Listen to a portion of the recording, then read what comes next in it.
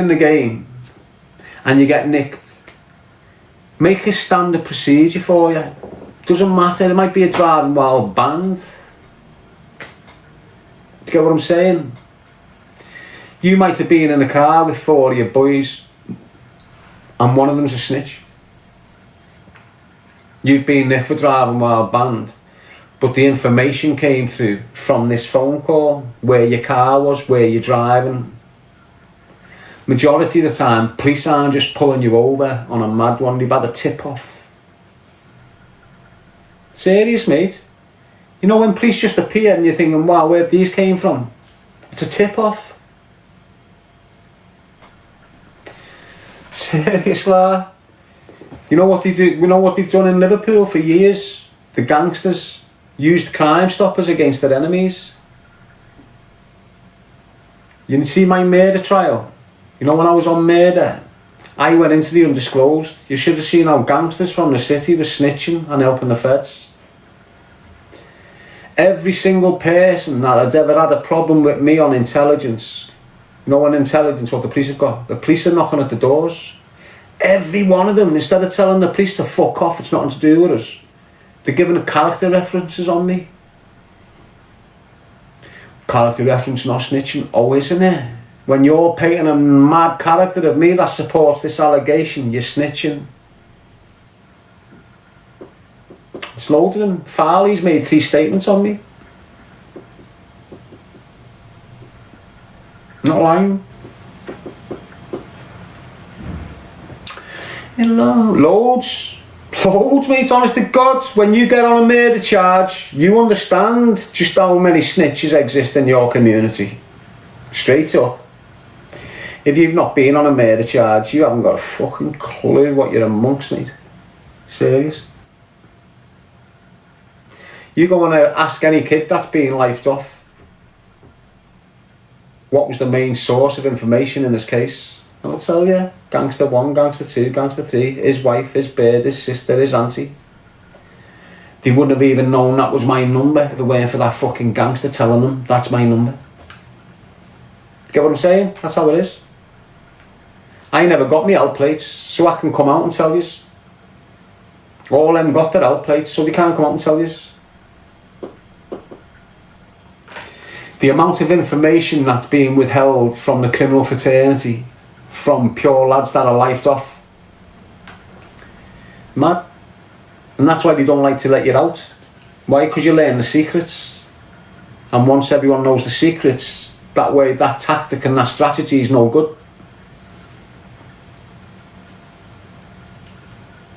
Do you understand what I mean? Yeah, so look, you've got groups now that are getting listened to every day and they don't even know it, the groups. Why? Because they're daft. Why? Because they replace the serious kids in your community and leave the daft ones to tap into that drug scene, and they can monitor them, watch them the way they want. Why? Because they're not on the ball. They haven't had the experience or the time to watch others and how they work. So there's just wrong uns everywhere, mate. Wrong uns and snitches all over the gap. Serious, like that. So we are, look, at the height of our observations, the police managed to bug me mum's house, bug 3 cars and a prison cell. That's 20 years ago. 25 years ago. So how did they bug Ian's car? This is how they bugged Ian's car. They were following Ian and seeing him go into a BMW dealership. Don't forget, you know, like Wavertree Car Centre, you know, when these are getting nicked and getting threatened with everything taken off them and huge jail sentences, a lot of them are caving in and allowing certain teams to come in and bug cars that's getting sold to certain individuals. It's happening, don't think it's not. Okay? So what happened with Ian? This is early 2000s. Ian's went and bought himself a brand new Beamer out of the BMW place, and he's went and he's ordered it And when you go in and order a car, it takes 6 weeks, 8 weeks to get it primed and ready for you. So he's gone in and ordered it while he's under ops. As soon as he's left, MI5 and Special Branch, because that's who was watching us, because there was loads of explosions going on. So we've got a different force on us, right? We haven't got the shitty DST or MIT. We've got the real police from London on us, MI5 and Special Branch MI6.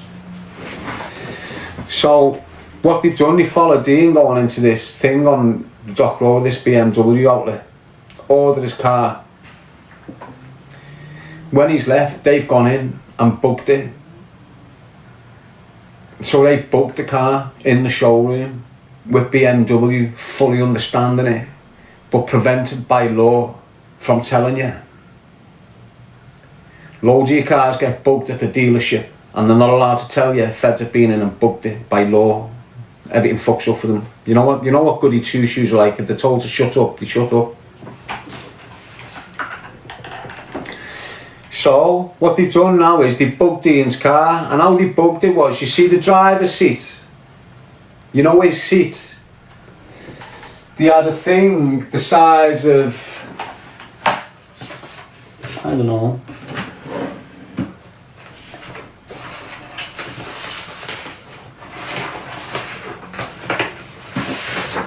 they had a thing that big. Well, let's say that big. So there was a thing that big, let's just say that big, about 2 inches thick, planted in the driver's seat. So you know the driver's seat, it's in there, behind your airbags and all this shit, connected to the power in the seats. So this bug's connected to the power in your electric seats. Get what I'm saying? And every time your fob goes beep, beep, beep, beep, the bug's turned on. So it's like a probe. So what you've got is listening devices, and then you've got probes. And what probes do, probes are 10 times harder to detect. Why? Because they sleep. So a listening device will just sit there active, and if you went in there with a sweeper, the sweeper would pick it up, beep, beep, beep, beep, beep, beep. A probe wouldn't get picked up. Why? Because it's dead until it gets activated by a noise or a power source. It wakes back up. And it can be detected while it's awake, but while it's asleep it can't be detected. So what's happened is they've planted this thing in Ian's car, and Ian's just getting on with his life, doing what he does as crime, getting people in his car, talking, doing what he's doing. And by a stroke of luck, within 2 days of him getting the car, he's been parked at lights and a truck's hit him up the arse. So now his airbags and everything's gone and he's stuck on the spot. Now instead of going to BMW and getting them to come and pick it up and taking it back there, he had this friend called in round Delamore Street, a garage round Delamore Street called Midge. Boss fella he was, always boss with the cars. Midge's name was. And he used to do them mad things like insurance and get money, loads of money back and courtesy cars. And so Ian went to him to do this insurance thing with him. So the car, he's went and towed the car into his garage. The minute he's got it in the garage, you've got armed response. Undercover armed response, swoop on his garage. Lock his garage down, bring a tow truck in, take the car on the back of the tow truck, put a tarpaulin over the car and start escorting the tow truck to Chorley. And that's where they've got a base in Chorley where they do all this sort of shit. Bug your cars, everything's in this Chorley base basically. So Midge told Ian's shut down and had to follow them escorting his car to this place in Chorley. Get it back, and they've had to tell what was in there, and it was bugged up to fuck. So when Ian's had the crash and phoned Midge, and Midge has come and picked him up, and they've gone down there and they're looking at the damage of the crash, and Midge has got on this mad thing in the seat and went, what the fuck's this, lad, look at this. So Ian's come back down to see what the fuck he's on about, and at that moment, swept. hasn't booked for time. When they've booked his cars, they've also... So this is what happened when they bugged me ma's house. This is before I've gone to jail, 99, 2000 ways. What's happened is, we're at war with this family called the Wrights. It's not a war, it's tit for tat shootings and fires and arson attacks and all this shit. So what's happened is, I'm in jail and I'm due out in a week. I've been in jail for threats to kill on a prison officer. I've just done 15 months for that threats to kill on a screw in Walton. And I've got a week left of it and I'm out soon. And what busies have done is burst me ma's door a week before I'm out. And nicked me nan, me mum, me little brother and his girlfriend for conspiracy to cause arson on a S3 Audi. Mikey Wright's car had been burnt a week before. A week after, they burst me ma's door in, took them all into custody, which was unheard of. Now I'm in jail and I normally ring every day and get an answer every day. So this day I'm ringing and I'm not getting no answers. So I don't normally risk, but I've accessed the mobile phone, took her behind my door with me overnight, and still trying to ring them and still not getting answered. So I wake up the next day, ring them, they've all been bailed from the police station. They tell me what's happened. They searched the house, they wouldn't let no one in the house. So that's ringing alarm bells saying, what do you mean they wouldn't let no one in the house? Normally when your house is getting searched, the owner of the house has got to be present in every room that gets searched, so there's no dodgy shit going on. So what's happened is, when I'm hearing all this shit, they've been nicked for suspicion of arson on this conspiracy to arson, it was called, on this Mikey Wright's S3, and the fact that they never let no one in the house while I was getting fucking searched, I'm on it. I've clicked and got in touch with this kid called Eddie McCabe. Used to be Billy's best mate. He lives in Scotland now. So I got on to Eddie, and Eddie had a sweeper. So Eddie could come in your house, turn the sweeper on, go round your house, and he'd pick up any listening devices in your house. So I'm still in jail, I'm due out soon. So where the bug is, I'll tell you now. So I've told Eddie, do the favour, shoot round me ma's, madness has gone on, and sweep it. So he's gone in the house and sweeped me ma's house to see if the police had left any bugs, you know, because I got paranoid, they'd locked it and all this. And when we was out, always, my ma's kitchen was like a meeting room for me. Do you get what I'm saying? So if any decent kids wanted to see me, I'd say, come to me ma's, lads. And they'd come to me ma's, we'd all get in the kitchen. Every week in me ma's, I'd have 10 grand worth of pound coins, and I'd have to count them and put them into bags before I took them to me man that took the coins and gave me notes for them. So what's happened is, when we've raided this house, my ma's house, they've gone into her room, and her room's above the kitchen. And there's a light right above the kitchen table where we used to sit and do all this conspiring, and be like, you know, talking about madness, counting money, all this madness used to happen in the kitchen table, basically. So where my ma had had new carpets laid a few weeks before, and the carpet fellas have come in and went, you know, sprayed the side down to seal them shut so there's no edges lifting, it goes under and stays down. They've noticed that the carpet's being played with in the corner, so they've rolled the carpet back, and as they roll the carpet back, in the floorboards you've had like a 3-foot section being cut out with the floorboard and screwed back in with brand new brass screws. So when they've rolled it back, you can see this square that looks like it's been dusted off, cleaned, and then 6 brand new brass screws in it, and the whole floorboard's still dusty with no screw. So it was obvious, what the fuck's this? So when they've opened it and then got the screwdrivers to start, Danny's here at this time as well. So now they've got the screwdrivers, taking the screws out. The minute they started taking the screws out, you've got 12 suits on the step, on my ma's step, knocking on the door. We believe you're in possession of police property, Mrs. G. Can we come in? So they're now forcing their way in to get this bug. But our Danny stood at the top of the stairs. He's not getting past till my solicitor comes. So that's it, there's a standoff now until Brian Jackson's come. And Brian Jackson's come in, take photos of it. It was the size of a Mars bar, connected to the electric on the light, right above the kitchen. So it was 24/7 powered up. Why? Because it was connected to the power source in the whole house. You know, the main electric wires, it was connected to them power sources. So that's another thing where they've been bugging and we've got on it, and it must be doing the fucking heads in. So now, the same firm that was casing us for years are trying to get Danny lifed off.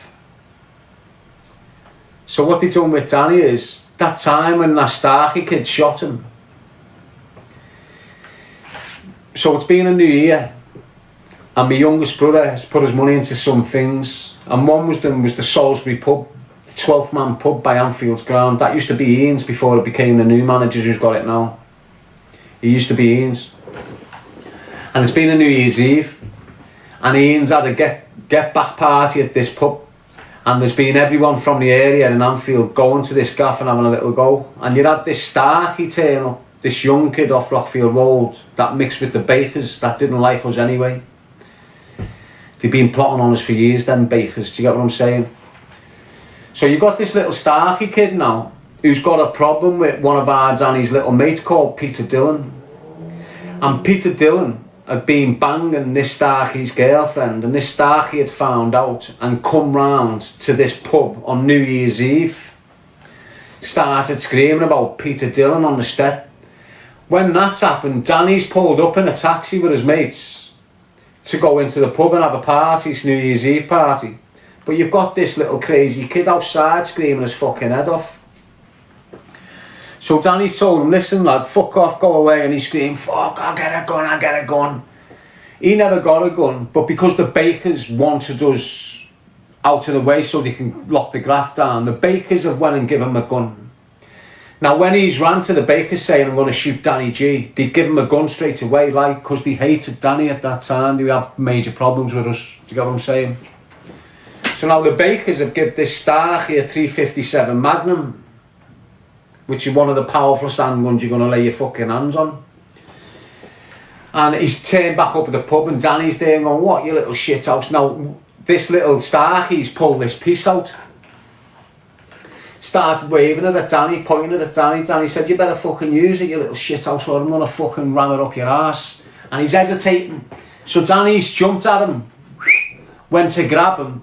He's ran away. And as he's like 20 foot away, he's turned round and let a shot off. The shots ricocheted off a car and went right through Danny and out the other side. And the exit wounds off 357 Magnum bullets, mate, it's like a thumb coming through you. Do you get what I'm saying? It's left him in a mess, but he's refused the treatment. When the ambulances and all this has turned up and the busies and all this has turned up, he's jogged them on. He understood the importance of medical reports when it comes to trials and that.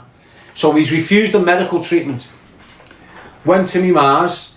When me ma got thrown out the window by me dad and snapped her back. When me ma was battering me ma, he's thrown her out the window, snapped her back, made her paralysed, if you like, fucked her life up. But me ma was given these painkiller medication to deal with the pain of that happening to her. So Danny's gone to me ma's, got that medication and started taking that. Unbeknown to him, his apartment block, when they bugged our house up, they bugged his apartment up. When we found the bug in our house, we never found the bug in his apartment on the Dock Road. So they've got his flat bugged up and he's blending swag, you know, bashing swag up and all this with blenders, and you can hear it all on the tape, zzz, putting it into ounces, all this shit he's doing right on tape without him knowing. Where this shooting's just happened, they've already got him under obs for the graft. The shooting's happened while they've got him under obs. So he's got the meds, went back down to his apartment, sat in his apartment not knowing it's recorded up to fuck and started plotting murder. So now they've got him on record saying, right, I need 2 more forensic suits. I've got 3. We're going to take his family out in the morning. So they've got Danny preparing to go into Starkey's house the following day and take his whole family out with his mates and his suits. He's got the guns, he's got the forensic suits, he's got everything. The police are listening to this in the other operation, the drug operation, and go, fuck this, let's close this down now. Boom. Kicked Danny's door in, nicked him for the conspiracy to supply shit, never told him about the recordings. When they've burst him in, they've got the blenders, they've got the scales, they've got the swag, they've got the phones, got everything. They never told him about the recordings. They bang him in jail on this conspiracy to supply charges, and then 3 months later pop back up with a conspiracy to murder charge on the back of the recordings. No guns recovered, no attempt to murder anyone, no nothing. But they've still charged them on the conspiracy to murder and put him in front of a jury. So now he's gone in front of a jury on this conspiracy to murder charge against Starkey. That's who's Starkey's family. So now he's been put in court on this conspiracy to murder charges, and he's got hung jury twice. The prosecution have offered him a deal. We'll give you a good real ruling, which was, we'll tell you how much we're going to give you if you go guilty. If you plead guilty to conspiracy to possess a firearm, we'll give you a 4-year straight sentence, alongside the 8.5 years you got for your supplying operation. So he's got the 8.5 for the supplying, and now he's got this murder charge after he got shot and he was chatting shit in there. So they've offered him a 4 for pleading guilty to this. He's pled guilty and they've given him a 4 IPP, and he's still in custody of it now, that 4-year IPP. So he's done since 2008.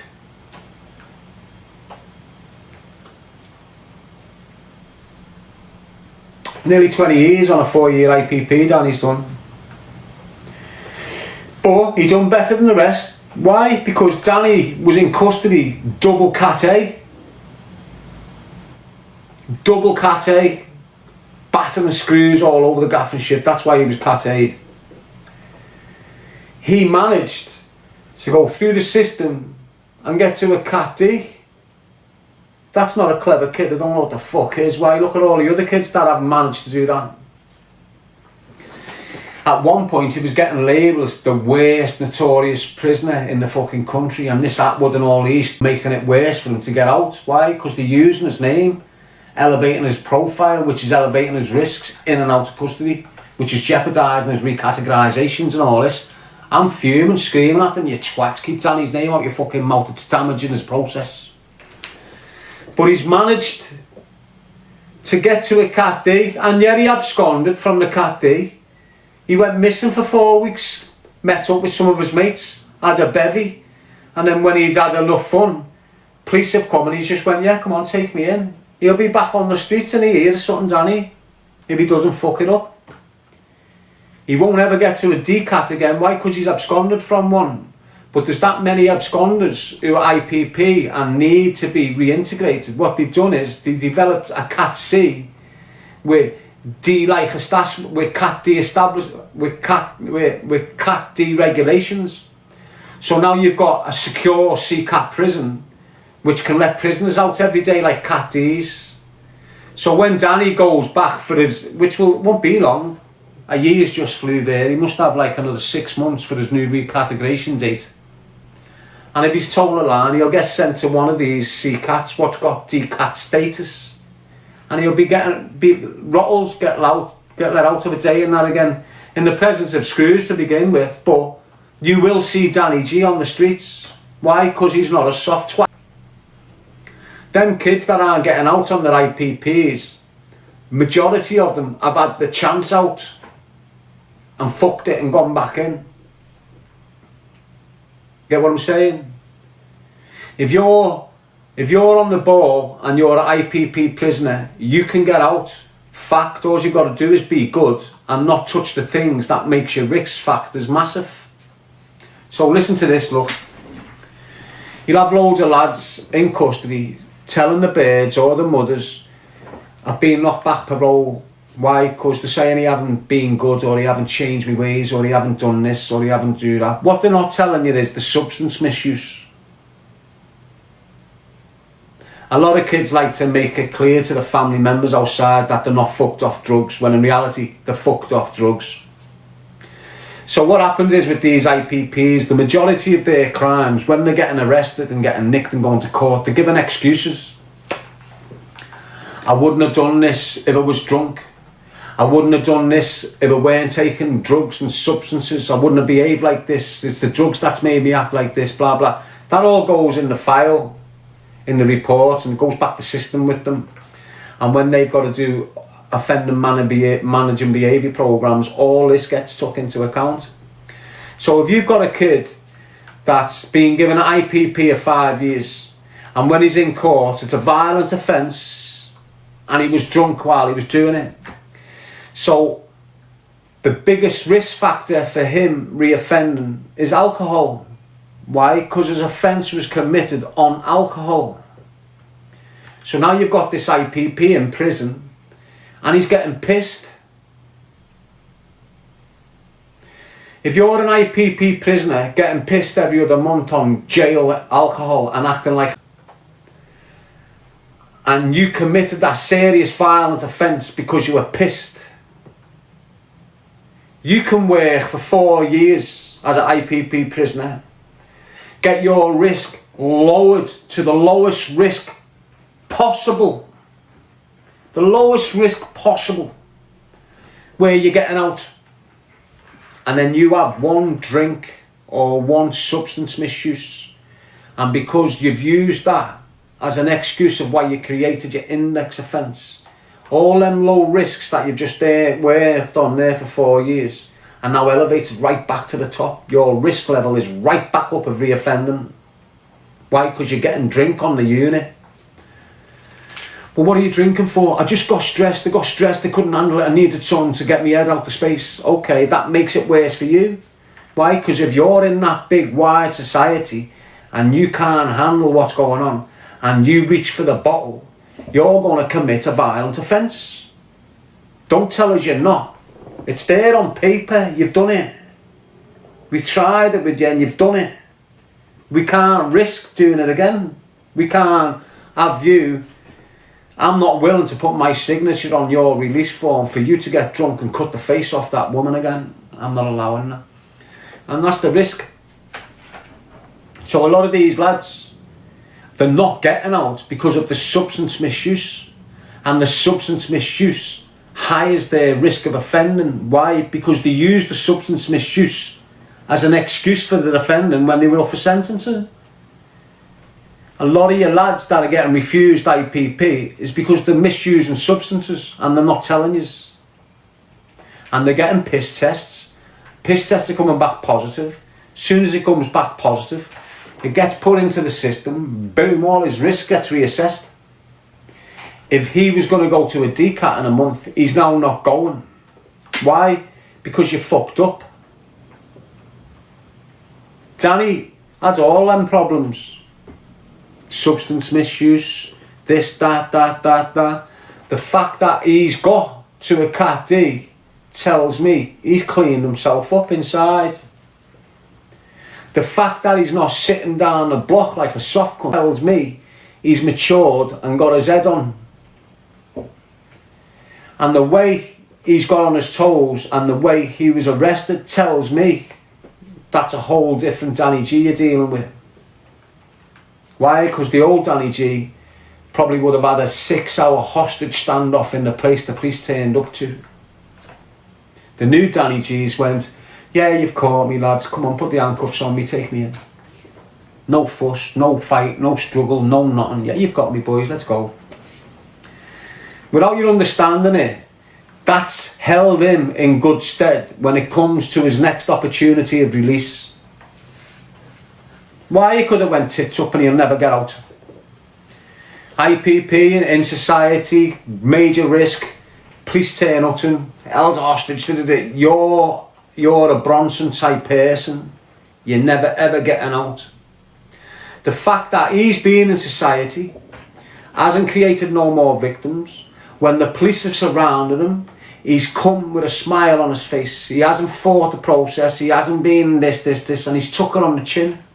And when he's went into the prison system, he hasn't started smashing blocks up, he hasn't started targeting screws, he's just took it, yes, Sam, give us me blocks, Sam, and started his prison time again. He probably got put on basic because he absconded, got himself on standard, got himself back into enhanced, got himself into a recategorised situation again, and he'll be back out. And good on him. Nothing to do with me. Danny's connected well. Danny has got all the connections I had in the criminal world. All them connections that I fucked off, Danny never. So if you get any of these dickheads trying to do to Danny what they done to me, they'll be shot dead instantly, or their house is gone instantly. Do you get what I'm saying? Why? Because the people around Danny won't allow these dickheads like Billy Moore and knobheads to try and target him. The people around Danny won't let dickheads like Willie Moore, Porky Moore, or any of them come at him.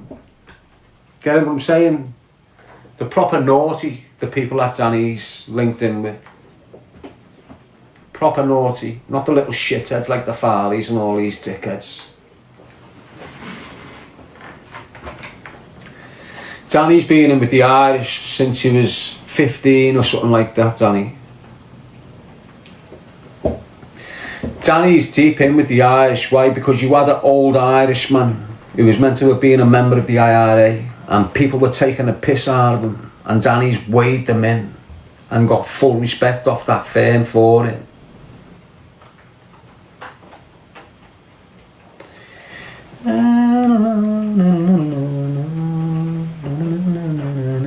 And that's where Chucky Allah kicks into our lives. Why? Because Danny's sitting with people of that nature, and when he's writing to me, he's signing off with Chucky Allah. Why? Because he's sitting with Republican people, serious ones, not the little dickheads, not the wannabes.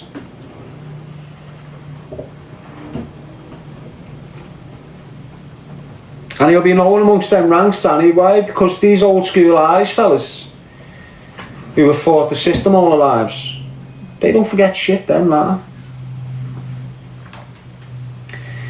You know, they don't forget shit. Nothing. If you fuck with an old man, an Irish old man, you can get done outside and everything like that, depending on who that fella is. We used to use the Irish accent to intimidate people in Liverpool. So we'd cough for people and speak Irish, and the person we cough for would think we were an Irish firm, and would kneecap them and shit. Serious, mate. Didn't have a clue how to kneecap, but we tried. Well, you kneecap from behind, we were going through the front, through the patella. Little did we know you come from behind. But we're giving hat-tricks out. Think we're like the IRA. Honest. Doing ankles, knees and elbows, that's an hat-trick. When these firms want to give you an hat-trick, that's what they're saying. They're going to shatter your knees, your elbows and your ankles. That's an hat-trick.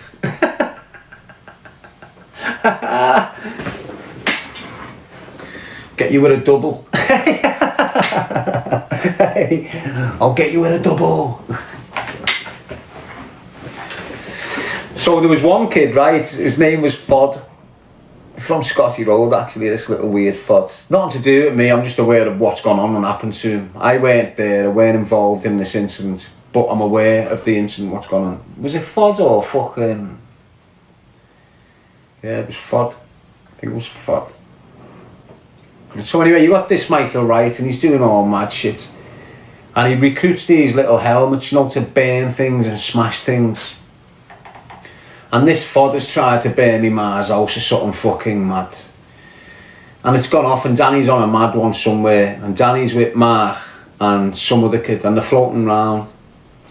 And they decided to get in the rammer. We had a 3 litre Nissan Sigma, one of the rammers. Just a big, massive, like a Chrysler, but they call it a Sigma, 3 litre V6. So they're in that rammer. And that's where we used to patrol in rammers, and we've seen any of our enemies, they'd be in a nice brand new Golf R32, and we'd be in this big fucking tank and just take them off the road and leave them in a mess and then drive away. All the time. That's how we won most things, like, by doing mad shit like that. So fucking, they decided to go on a mooch down Boundary Lane, which is the bumps on Scotty. Now we're in full flow fucking tit for tat wars with these creatures from down there, this Mikey Wright and all these weird people. So Danny's decided on the off chance to go for a little float in enemy territory, hasn't he? And as he's gone along the boats, you've got this little drug dealing cunt on a mountain bike doing his drops called Fod. Fucking Fod, la. So all of a sudden, Fod's hitting speeds on his peddler. Why? Because you've got an automatic 3 litre V6 coming up his arse with Danny in the windscreen like that. And that's a scary sight for any. So he took a left into a cul-de-sac and ended up on some woman's step, banging fuck out the door. Danny's out the car now, coming towards the house. The woman's looked out the window, seen Danny, and went. Why? Because everyone in Scotty's shit scared of us at this time. We're doing madness to them. So the women have seen him and just left him on the step.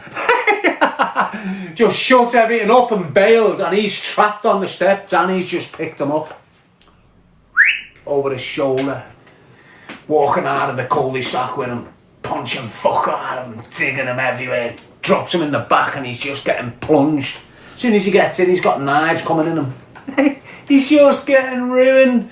He's got drove to the Grisdale estate. They've only drove him right into the Grisdale estate, honest to God, and dragged them into a bondy. You know, an empty flat with nothing in it. Now when they've landed in this bondy, a few kids have come round, and they were Irish. One of them was on his toes. He'd been robbing cars in Dublin, and he'd chased them because it was punishable offence back then. So we had loads of young Irish kids landing on us who'd been chased from Dublin, being in jail over here, met us and then started coming to our estate. So these Irish kids have come, and their voices have made the situation 10 times scarier for the. Why? Because now it feels like you've got these IRA people. This cunt, Tanz, he's in the German torture stance position, this cunt. This fod. Do you know what the German torture position is? Basically, it's zip ties round here. Zip tie through the middle. Zip tie on that ankle. Zip tie on that ankle. Zip tie through the middle to keep your ankles together. Then you'll get these and zip tie them to the ones round the ankle. So whoever's, that's the German torture stance. Your legs are attached to your wrists up here, and you're stuck on your knees like that. You're stuck on your knees like that. That's the way you're positioned like that. So that's the way you've got them. And they're weighing him in.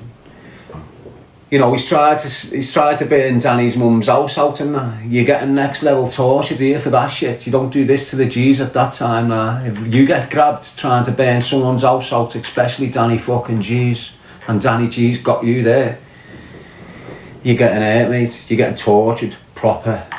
So that starts unfolding with him. Now where he's been like this, his knees have just been like, get me. Do you get what I'm saying? His knees are just like dead tight. You know, where the skin's tight, just showing. The kids have only got it 8 milli. 8 milli, he had a reborn. Just popped him in his knees. You should have heard him squeal. What they've done, is they've untied him at his ankles, cut the clips off his feet. His hands were still tied, but he's managed to, you know, where you can put your hands under your legs and then bring them back out so they're in front. That's what he's managed to do. Now, where he was, he's pulling himself. Honest to God, and he's leaving, like, his legs are dragging behind him as he's pulling himself.